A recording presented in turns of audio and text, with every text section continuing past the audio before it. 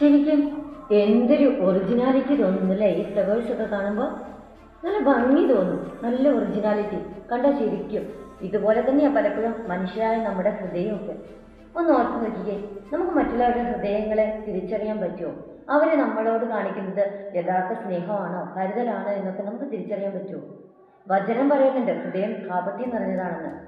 അപ്പോൾ ഇത്ര മാത്രം ഒന്ന് ഓർത്താൽ മതി, എൻ്റെയും നിങ്ങളുടെയും ഒക്കെ ഹൃദയത്തിൽ കപടത കുടികൊള്ളുന്നുണ്ടോ എന്ന്. അങ്ങനെ ഉണ്ടെങ്കിൽ നമുക്ക് ഒരിക്കലും രക്ഷപ്പെട്ടു പോകാൻ പറ്റില്ല. ഈ പൂക്കളെ പോലെ മറ്റുള്ളവരുടെ കണ്ണിനൊക്കെ ആകർഷകത്വമായിരിക്കും, മറ്റുള്ളവരുടെ മുമ്പിൽ ആകർഷകത്തോടെ നിൽക്കാൻ പറ്റും, പക്ഷെ ഒരു ജീവൻ ഉണ്ടാവില്ല. വചനം പറഞ്ഞു വയ്ക്കുന്നത് ഇങ്ങനെയല്ലേ, ഹൃദയം മറ്റെന്തിനേക്കാളും കാപട്യം നിറഞ്ഞതാണ്, ശോചനീയമാം വിധം അത് ദുഷിച്ചതാണ്, അതിനെ ആർക്കും മനസ്സിലാക്കാനാവില്ല. ജെറമിയ 17:9.